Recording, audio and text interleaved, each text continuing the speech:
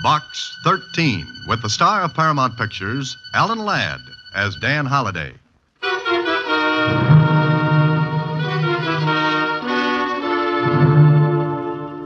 Box 13, care of Star Times. I don't know whether going after a ghost is your idea of an adventure, but I think I may have one for you. I don't believe in ghosts either. At least I don't think I do. However, if you're interested, my name is Michael Davis. I'm an artist, and my studio is at 183 Lincoln Mews. I'm there almost all day.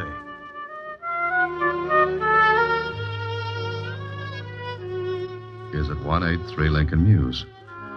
I'm there almost all day and any day. So if you'll drop around, this may be interesting. Michael Davis. So Mr. Michael Davis didn't believe in ghosts. Well, neither did I, until I met Mr. Davis. Ghosts? Gee, Mr. Holliday, are there such things? Ever see a bank account after March the 15th? Huh? Skip it, Susie. Michael Davis. He says he's an artist. Do you know anything about art, Susie? Well, I've been to the museum where they have that statue of the Venus B. DeMille. That's Venus de Milo. The one without arms? Uh-huh. Oh. Well, art is long and time is fleeting, and the same goes for Dan Holliday. And it looks like a trip to Mr. Michael Davis is in order. See you later, Susie. A half hour later, Michael Davis and I were introducing ourselves and shaking hands. I liked him, and he looked like an artist, except when he grinned. Then he looked and seemed a lot younger than he was, 33 or 4. And he grinned as he said, So you advertise for adventure just to get plots for your stories, huh? Yes, that's a general idea. Maybe I'll be able to use yours. Well, this sounds insane, but I think this studio is haunted. Or I am. Why? Do you hear the patter of cold little feet and the clank of chains at night? I wish I did instead of... Oh, come and look. You see that easel in the corner? Mm-hmm. There's a painting on it. I've got it covered now, but... But what? Well, look. Take a good, long look. I did. What I saw was one of those surrealist things. It was a desert with queer figures raising their arms to a brassy sky and a vicious-looking sun. Well, somehow it gave me the shivers. I was staring at it when... Well, Holliday, what do you think of it?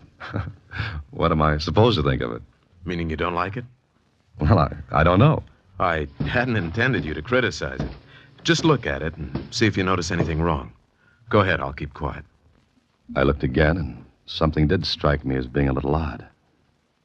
I moved in for a closer look, stood there for a moment. Uh-huh. You've got it, Holliday. That stone quarry painted in the right-hand portion of the canvas. Yes, it doesn't belong. I mean, it's out of place. I didn't paint it. Maybe we'd better go over the signals again, Davis. I lost the ball on that play. I don't blame you. But it's the truth. I did not paint that quarry in there. Look at it. The technique is different. Yes, the brushwork's not like the rest. Exactly. And that painting has to be done in 3 days. I've been working on it for 7 months, and it has to be finished. Why, what's the rush? Well, I've been invited to hang a canvas in the Bernier galleries. Oh, which means you've arrived. Berner's being to art what the big leagues is to baseball. Exactly. You see, Holliday, I started the painting 7 months ago. Everything was fine for a time. Then this time.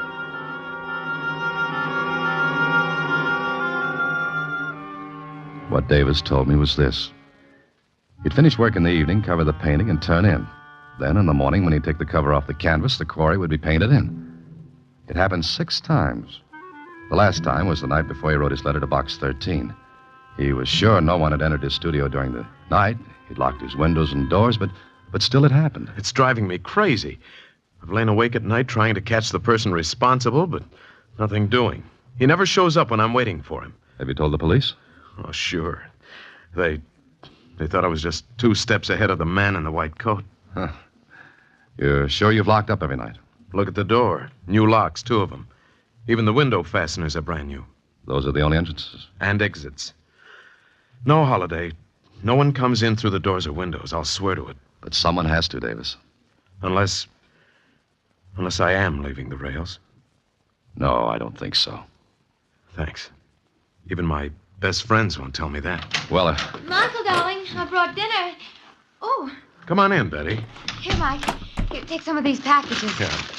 Betty, this is Dan Holliday. Dan, this is my fiancée, Betty Harper. Hello, Dan. And my name is Betty. Well, thanks. I'll use it. Mike, darling, I've invited Kit and Ann for dinner. Is that all right? Sure. Will you stay, Dan? Oh, I'm afraid I can't. Besides, I'm unexpected. Oh, no, we've got plenty. Spaghetti, salad, wine. Oh, be careful of that bottle, Mike. Here, let me have it. The bag's bursting. Please, I'm not a child. That's a matter of opinion. You will stay, won't you, Dan? Well, Oh, please do. We can talk some more about my problem. Problem? Your problem, Mike? Oh, yes. Dan's going to help about the painting. Oh. And I'm a child, huh? There goes the wine. That was clumsy, wasn't it? Accidents will happen, Betty. If I can put in that bromide. Oh, Mike, I just remembered. We're to go to the Suttons after dinner. Huh? Oh, that wasn't a promise. We can't refuse them again. But Dan's going to... As a matter of fact, I can't stay anyway. I have an engagement, too. Well, all right, but you will return tomorrow, won't you? Sure, I'll be glad to. Good night.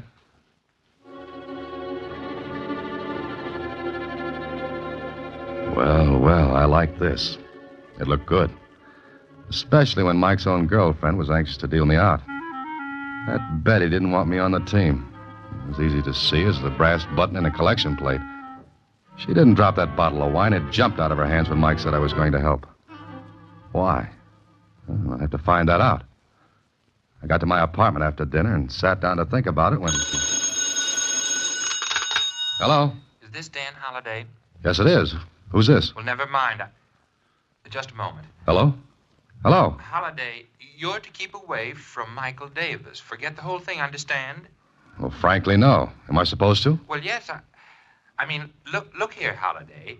It'll be awkward for you if you continue. Go on. I'm interested. All right, just remember what I said. Keep away from Michael Davis or you'll be sorry. Now, listen, this is no joke. But I'm laughing. I warn you. Good night. Brother, whoever you were, that was the worst imitation of a squeeze play I ever heard.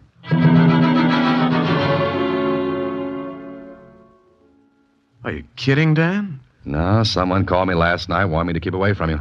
Why, it must have been a joke. Does anyone want to keep this painting out of the burner galleries for some reason? I thought of that. You mean sabotage, sort of? Yeah, that's it. Well, who? No one I know of.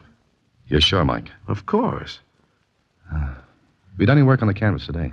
Yes, I scraped off the stone quarry and started my own work again. Then I've got an idea. What time is it?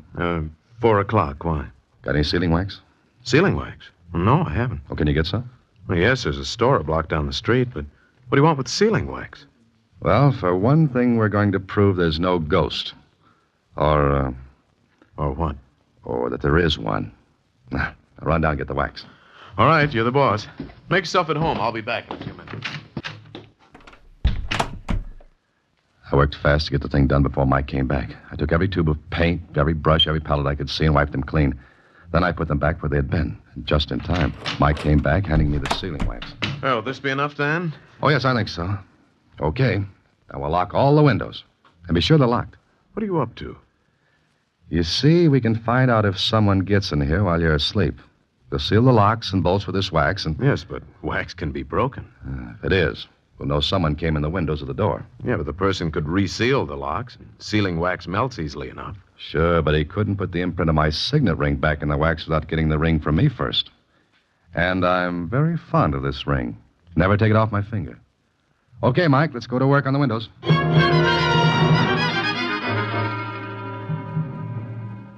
All right, that does it. Both windows sealed. If our ghost gets in now, you'll have to break the wax. You know, there's only one thing wrong. What, Mike? I won't be able to sleep tonight. Oh, well, take something. You've got to sleep because your visitor won't break in unless you do.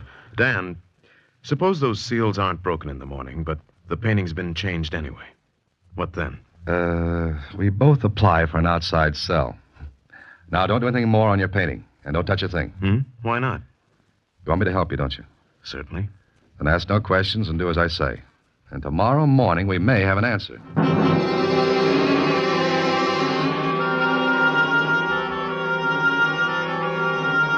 was 11 o'clock that night before I left Mike's studio. He had taken a sedative and was sleeping like a baby. I turned off the lights, checked the seals in the windows. All okay. I let myself out, tried the door. Locked, but good. Then I took the sealing wax and melted a hunk of it to go over the keyholes. And I pressed my signet ring against the wax. I even forced wax into the crack above the door, initialed that. Michael Davis was sealed in. And whoever, or whatever, was doing the dirty work was sealed out. I hoped. When I got home, I set my alarm for 5 the next morning. Yeah, it went off all right. I stumbled out of my bed, into my clothes, and drove to Davis's studio. I wanted to get there before he woke up. I did, because when I listened at his door, there wasn't a sound. I looked carefully at the seals I'd put there the night before. Well, they were intact. I'll swear to it. Then I rang his buzzer. He was quite a sleeper. Well, he'd taken something and... Who is it? Why don't you come back in a week? It's Dan, Mike. Let me in. Huh? Oh, sure. Do you always get up this early? I have a contract with the park commissioners to wake up the birds. Fine. Shouldn't happen to a vulture. Sleep all right? Oh, like a top. Disturbed at all? Nope. Okay. Let's look at the seals. You bet. Well, this one's all right.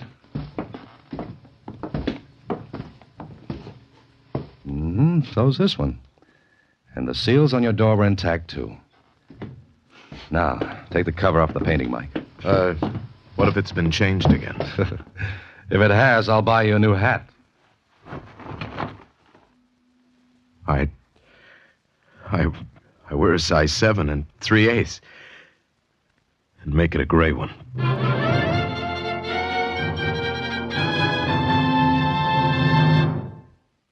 Well, the painting was changed. Davis swore he hadn't done it, and I believed him. But if he hadn't... Okay, there had to be an answer. I took all the tubes of paint, brushes, and palettes with me when I left Davis. Also the painting itself. I wouldn't tell him why. Lieutenant Kling at police headquarters was more curious. What are you doing? Taking a home course in detective work? Yes, I'm on my 4th lesson. It's entitled How to Be a Nosy Cop. What's the gag, Holiday? Look, there's no gag. I just left a guy who's biting his nails so badly he was working on his elbow a few minutes ago. Kling, run fingerprint tests on those tubes and brushes and palettes. Then compare them with the prints on this glass, will you? Whose glass is it? Belongs to an artist friend of mine. I swiped it when he wasn't looking. What have you got in that big package? A body. Whose? All right, it's a painting. And you don't know anything about art. I knew an artist model once. She wasn't as bad as she was painted.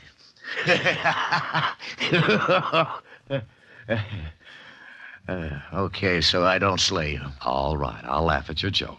Ha ha. Now, will you do me that favor?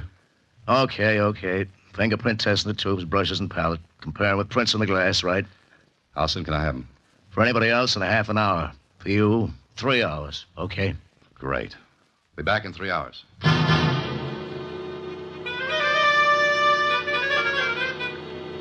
After leaving Kling, I went to the Star Times and learned the name of an art expert. An hour later, I showed him Mike's painting. That is quite good. Yours? No, it's a friend of mine's. Good brushwork. Excellent composition. Wonderful color. And with this has no place in the picture. Look, I've got a lot of things to do. What I want you to do is look at the painting and tell me whatever you can about it. I'll pay you, of course. Oh, very well. But it will take maybe 2 hours to do a good job. You understand? Oh, yeah, sure. I'll be back in 2 hours.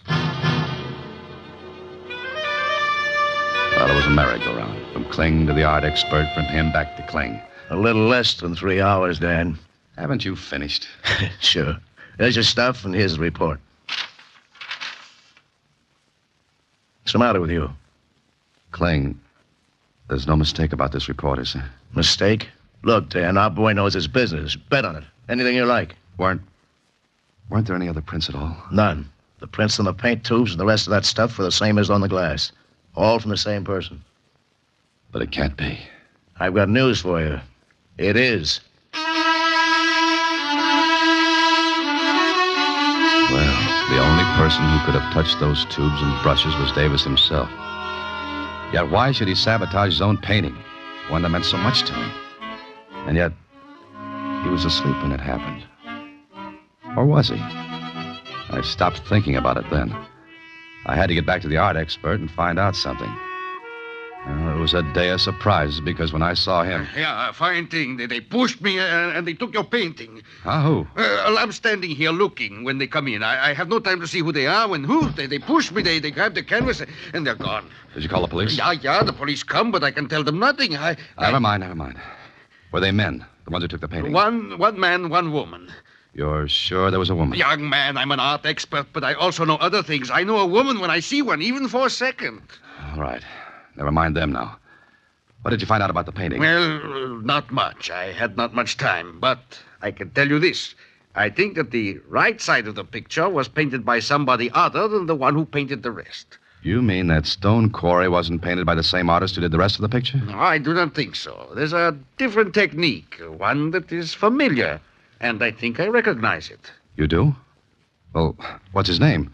The one who painted the quarry. Well, it's a peculiar technique. Some years ago, I handled some paintings by this man. And All right. Who is he? Luigi Antonetti. Oh. Where can I get in touch with him? Well, what? I want to see him. Where can I reach him? Oh, you're crazy, young man. Luigi Antonetti is dead. Oh, that was great. One more twist like that, and I need a corkscrew to take off my hat. Well, there was one person who could answer a few questions for me. Betty Harper. I got her address from Davis and told him to hold base until he heard from me. I guess Betty didn't expect me. Mr. Holliday, I was just getting ready to go out. Correction, you just came in. Where's that painting? Painting? What are you talking about? Betty, Oh, hello. Hello. Kit, this is Dan Holliday. Kit says Mr. Holliday. How are you, Holliday? Oh, that voice. The voice of doom over the phone. Well, really, Kit, that was a bad job. Well, Be quiet, Kit. Where's that painting? Now, Mr. Holliday. You know you've let yourself in for a vacation on the taxpayers' money with that trick? Now, really, it was a joke, wasn't it, Betty? Mr. Holliday, Kit really thought he was helping out in a practical joke. Well, wasn't I? Look, will you go? Now, Holliday... Boo! All right. But I must say, it all turned out very stupidly. Okay, Betty. So you've got the painting. Yes. Now, will you please let me alone? Will you let Mike alone? Not before I find out what's going on. What if I told you his career would be ruined? His life ruined, too? Would you still go on? Maybe I don't believe that. But you've got to. I love Mike, and I'm trying to help him. Help him? Look, if Mike doesn't finish that painting, it won't hang in the Burners' galleries. What becomes of his career then? You're robbing him of his chance, not helping him. Then I'll rob him of it. I'd rather do that than... Then what? I've said enough. Oh, please, you've got to believe me, Dan. All I want is for Mike to be happy. And all I want to know is what's going on. And what does Luigi Antonetti have to do with all this? How did you find that out? It doesn't matter. Is Luigi Antonetti still alive? He's dead. Then how can he paint that quarry on Mike's canvas? Get out of here. You get out. All right. All right, but I'll find out. If you do and any harm comes to Mike, I swear I'll kill you. Now get out.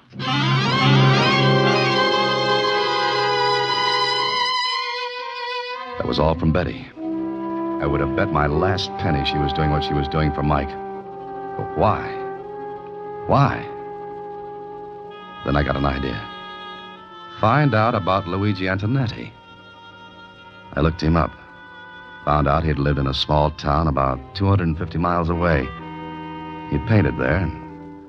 Okay, so I drove to the little town. Sure, I found out.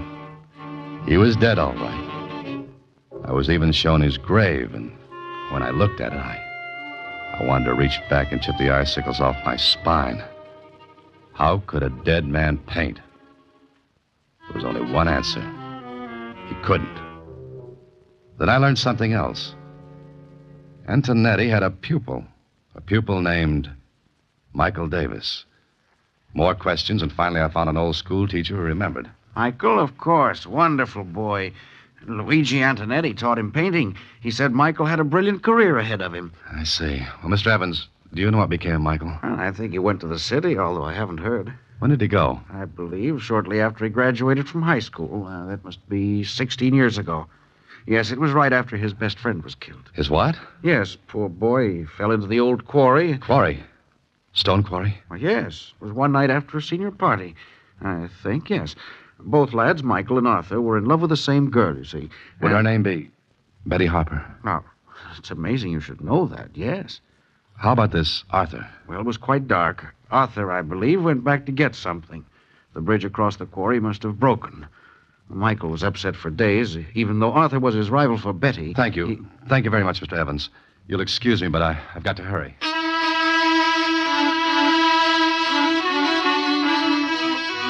I was getting an idea, but I had to put more pieces together. So I went back to the city and back to the art expert. Yeah, it's not only possible, Mr. Holliday. It's quite probable. In his early years, he would use his teacher's technique.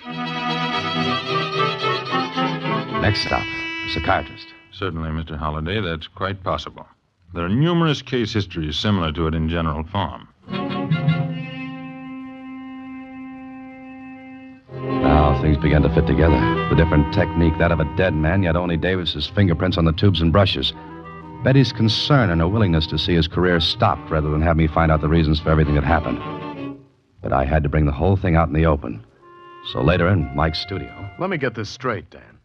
You say I'm doing that myself, ruining my own painting? Yes, you are, Mike. Don't listen to him, Mike. Now, please don't. What's the matter with all of you? Mike, you've got to listen to me. And he's got to listen to me and Dr. Rawlings. Why did you bring a doctor? I'm not only a doctor, Mr. Davis, I'm a psychiatrist. Are you trying to tell me I'm crazy? No, of course you're not. But you will be if you don't let us help. Now, listen, you want your career, don't you? Certainly. All right, you won't have it if you don't let us help. It won't be helping. Oh, Mike, send them away, please. Mike, do you remember a person named Arthur Denning? Denning? No, I don't. Now, will you let him alone? Betty, believe me, this is better for him. Ask Dr. Rawlings. Tell him, Doctor. I'm sure Mr. Davis has a guilt complex. Oh, yes. Unless we find out why, he'll never finish this painting. Perhaps never finish any other. Why not? What would stop me? Your own mind, Mr. Davis. Mike, you know as well as I that no one came into your studio the night we sealed it up. No one. You were the only person in here. Now do you see? Not quite. What do you want me to do? Well, Dr. Rawlings told Mike what had to be done. Davis agreed. I think that... It took only a few seconds for Rawlings to inject a drug into Davis's arm. Then we waited until... All right, he's under. You asked a question, Mr. Holliday. Mike, can you hear me? Yes. Now listen, Mike. It's 16 years ago. You're in high school. A senior. There's a senior party. It's night. Remember? Yes. It's dark. Who's with you, Mike? Betty and Arthur. What happened that night, Mike? I killed Arthur. Mike, no. Be quiet. How did you kill him, Mike? He had to go back for something. I told him to take the shortcut over the quarry. Then what happened? I forgot. You forgot what? The bridge. The bridge was broken. It was dangerous. But I forgot. I wouldn't have sent him. Yes, I know. He was killed, wasn't he? Yes. I loved Betty. So did he. Everyone would have said I killed him. But I didn't. I just forgot about the bridge. I didn't mean... All right. That's all. I thought he did it deliberately. You see, Miss Harper, his conscious mind refused to admit his guilt, so he forgot completely. His conscious mind forgot to protect him from the terrible feeling of guilt. But ultimately it came out. He learned painting from Luigi Antonetti 16 years ago. So it was natural at first that he used Antonetti's style, technique.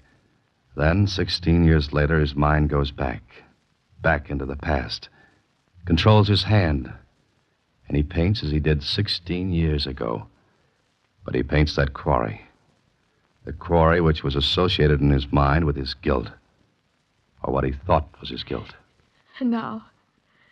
What about now? Now, when he wakes up, we'll tell him and he'll be all right. For good.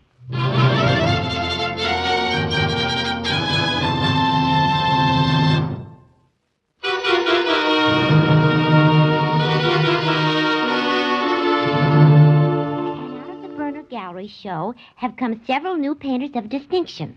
Not the least of them is Michael Davis, whose intensity of feeling and whose brilliant... That's good enough, Susie.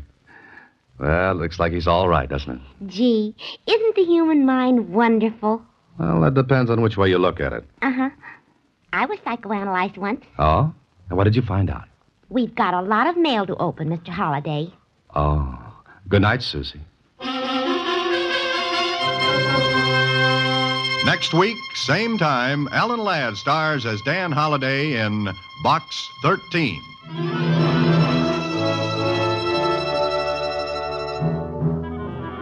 Alan Ladd appears through the courtesy of Paramount Pictures. Watch for him in his latest picture, Saigon. Box 13 is directed by Richard Sandville, with an original story by Russell Hughes, and original music composed and conducted by Rudy Schrager. The part of Susie is played by Sylvia Picker, that of Lieutenant Kling by Edmund MacDonald. Production is supervised by Vern Karstensen. This is a Mayfair production from Hollywood.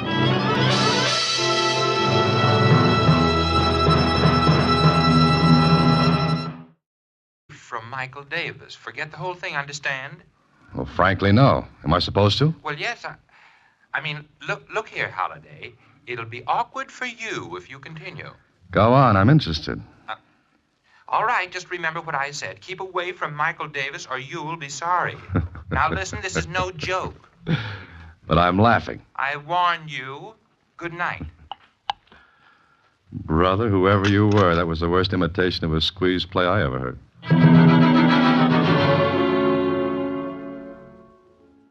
Are you kidding, Dan? No, someone called me last night, wanted me to keep away from you. Why, it must have been a joke. Does anyone want to keep this painting out of the burner galleries for some reason? I thought of that. You mean sabotage, sort of? Yeah, that's it. Well, who? No one I know of. You're sure, Mike? Of course. Have you done any work on the canvas today? Yes, I scraped off the stone quarry and started my own work again. Then I've got an idea. What time is it? 4 o'clock. Why? Got any sealing wax? Sealing wax? No, I haven't. Oh, can you get some? Well, yes, there's a store a block down the street, but what do you want with sealing wax? Well, for one thing, we're going to prove there's no ghost. Or what? Or that there is one. I'll run down and get the wax. All right, you're the boss. Make yourself at home. I'll be back in a few minutes. I worked fast to get the thing done before Mike came back. I took every tube of paint, every brush, every palette I could see, and wiped them clean. Then I put them back where they had been. And just in time, Mike came back, handing me the sealing wax. Oh, will this be enough, Dan? Oh, yes, I think so. Okay. Now we'll lock all the windows. This is Dan Holliday. Dan, this is my fiancée, Betty Harper. Hello, Dan. And my name is Betty. Well, thanks. I'll use it. Mike, darling, I've invited Kit and Ann for dinner. Is that all right? Sure. Will you stay, Dan? Oh, I'm afraid I can't. Besides, I'm unexpected. Oh, no, we've got plenty. Spaghetti, salad, wine. Oh, be careful of that bottle, Mike. Here, let me have it. Bag's bursting. Please, I'm not a child. That's a matter of opinion. You will stay, won't you, Dan? Well, Oh, please do. We can talk some more about my problem. Problem? Your problem, Mike? Oh, yes. Dan's going to help about the painting. Oh. And I'm a child, huh? There goes the wine. That was clumsy, wasn't it? Accidents will happen, Betty. If I can put in that bromide. Oh, Mike, I just remembered. We're to go to the Suttons after dinner. Huh? Oh, that wasn't a promise. We can't refuse them again. But Dan's going to... As a matter of fact, I can't stay anyway. I have an engagement, too. Well, all right, but you will return tomorrow, won't you? Sure, I'll be glad to. Good night.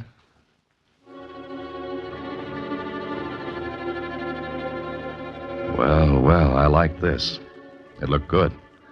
Especially when Mike's own girlfriend was anxious to deal me out. That Betty didn't want me on the team. It was easy to see as the brass button in a collection plate. She didn't drop that bottle of wine. It jumped out of her hands when Mike said I was going to help. Why? Well, I'll have to find that out. I got to my apartment after dinner and sat down to think about it when... Hello? Is this Dan Holliday? Yes, it is. Who's this? Well, never mind. Just a moment. Hello? Hello? Holliday, you're to keep away... Kissing ourselves and shaking hands. I liked him. And he looked like an artist, except when he grinned. Then he looked and seemed a lot younger than his, 33 or 4. And he grinned as he said... So you advertise for adventure just to get plots for your stories, huh? Yes, that's a general idea. Maybe I'll be able to use yours. Well, this sounds insane, but I think this studio is haunted. Or I am. Why? Do you hear the patter of cold little feet and the clank of chains at night? I wish I did instead of... Oh, come and look.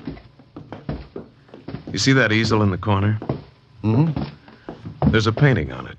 I've got it covered now, but... But what? Well, look. Take a good, long look. I did. What I saw was one of those surrealist things.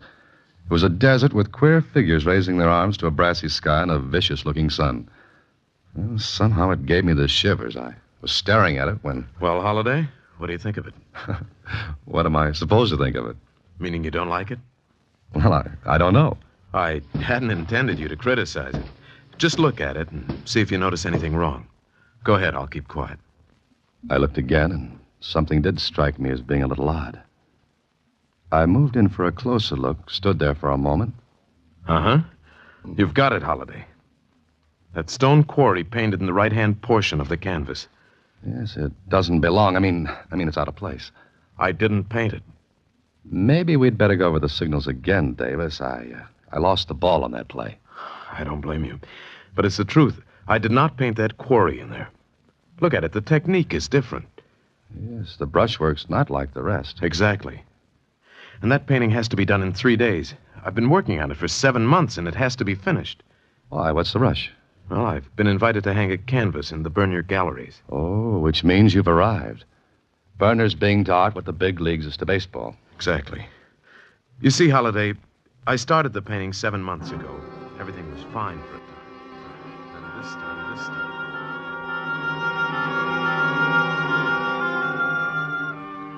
What Davis told me was this.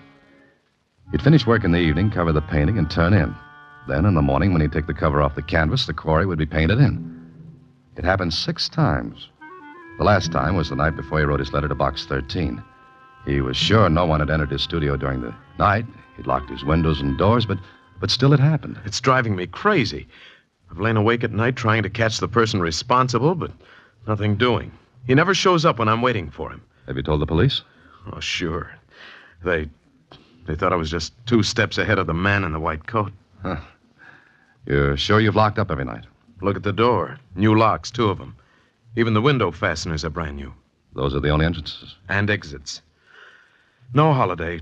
No one comes in through the doors or windows. I'll swear to it. But someone has to, Davis. Unless I am leaving the rails. No, I don't think so. Thanks. Even my best friends won't tell me that. Well, Marshall, darling, I brought dinner. Oh, Come on in, Betty. here, Mike. Here, take some of these packages. Yeah. Betty, the...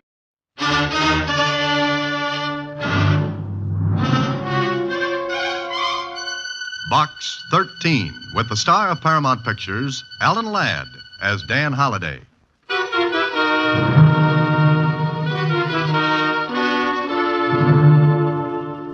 Box 13, care of Star Times. I don't know whether going after a ghost is your idea of an adventure, but I think I may have one for you. I don't believe in ghosts either. At least I don't think I do. However, if you're interested, my name is Michael Davis. I'm an artist, and my studio is at 183 Lincoln Mews. I'm there almost all day.